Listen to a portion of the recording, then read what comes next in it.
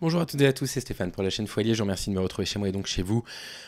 Quelle respiration pour moi de vous parler sur le Foyer, de sortir un petit peu le nez de mon travail sur les dossiers du Foyer. Donc vous savez, la chaîne sur laquelle je travaille sur des dossiers beaucoup plus fournis, on va dire, beaucoup plus détaillés que ce que je fais ici sur la chaîne, parce que je suis en train de conclure le montage du prochain dossier qui devrait sortir ce soir ou demain soir. Et voilà, c'est un travail qui est difficile. Très difficile, c'est un montage qui est très pénible à faire. Vous comprendrez évidemment pourquoi en le voyant. La vidéo va sortir ce soir ou demain. Elle va durer 1h20, 1h30 à peu près. J'ai coupé tout ce que je pouvais pour la faire passer en dessous des 2 heures. Et donc on se retrouve pour discuter de quoi? Discuter de quoi?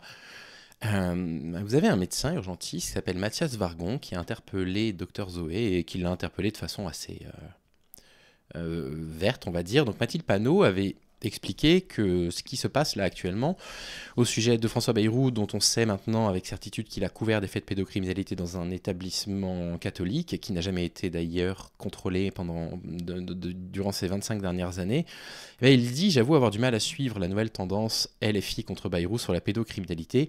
Habituellement, ces trucs, c'est les QAnon qui font ça, non. Et donc, vous avez un médecin urgentiste, Mathias Vargon, qui est en train de vous expliquer que les QAnon qui inventent le Pizzagate en expliquant qu'ils inventent des affaires de pédocriminalité n'importe où, c'est la même chose que des députés LFI qui sont scandalisés par le fait que, pour le coup, c'est pas une théorie du complot, on ait la certitude que notre Premier ministre ait couvert un vaste réseau de pédocriminalité. Et la question, en fait, qu'on a envie de poser à ces personnes-là, c'est: mais vous êtes tellement matrixés contre LFI, c'est tellement pour vous la seule chose qui est inquiétante que même quand il y a des affaires de pédocriminalité, vous êtes prêt à défendre ce truc-là et à dire c'est pas vraiment une affaire, le truc avec Bayrou, pour pouvoir taper sur la LFI. C'est assez inquiétant. Et Dr Zoé l'a très bien compris et l'a bien remarqué. Et elle dit 10% des enfants subissent des violences sexuelles. Combien de scandales dans des institutions sportives, scolaires et religieuses? Toujours les mêmes ressorts, les mêmes dénis, les mêmes protections qui font perdurer les violences. C'est pas une tendance. Et ce qui est intéressant dans le tweet de Zoé, et c'est tout à fait juste, c'est que si on veut arriver à aboutir à une amélioration de cette situation, il va falloir des décisions politiques. Ça ne va pas passer par des changements individuels. Ça veut dire qu'il va falloir des politiques engagées pour lutter efficacement contre la pédocriminalité. On avait une Civis qui était efficace, juste là, qui a été remplacée par des copains de Macron qui du coup proposent des trucs complètement aberrants en expliquant que oui, bon en fait, l'église c'est pas plus inquiétant que d'autres endroits. Et donc on a absolument besoin que l'État suive. Et le fait que notre Premier ministre non seulement ne suive pas, mais en plus est couvert, est évidemment gravissime.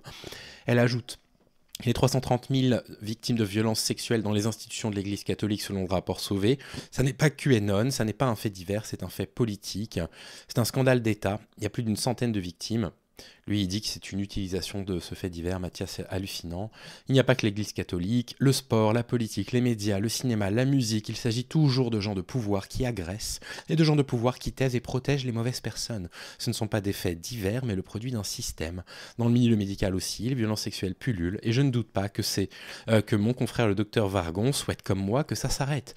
Pour ce faire, il faut s'attaquer au système. Une étudiante en médecine sur 30 est violée au cours de ses études. Et ce truc-là, bon, voilà, il a posté un de ses...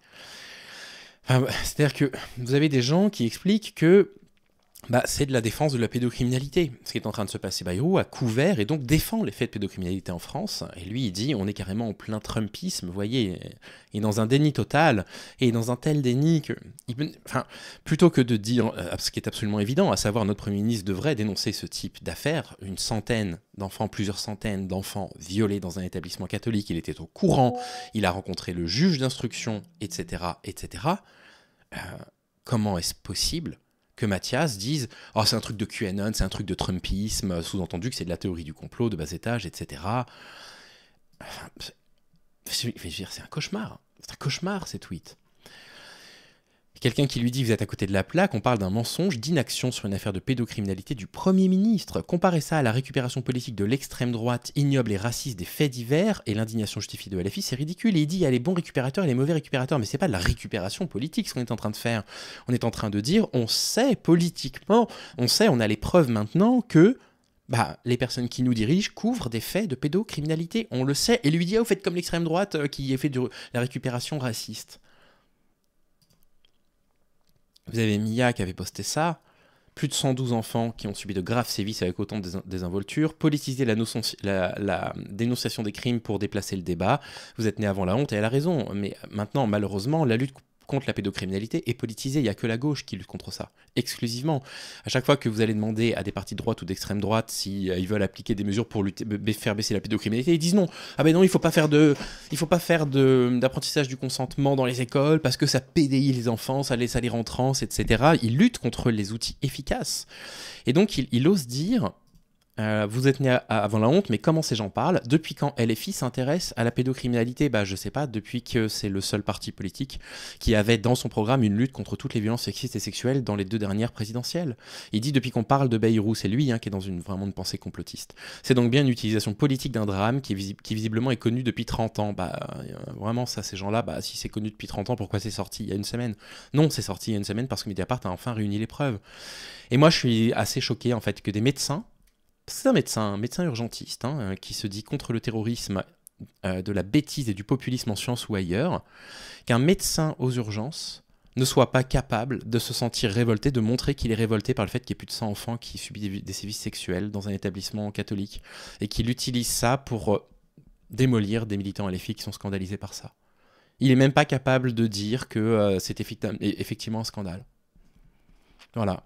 Pour lui, c'est OK que notre Premier ministre couvre des affaires de pédocriminalité. C'est pas ça le problème. Le problème, c'est les militants de la France Insoumise.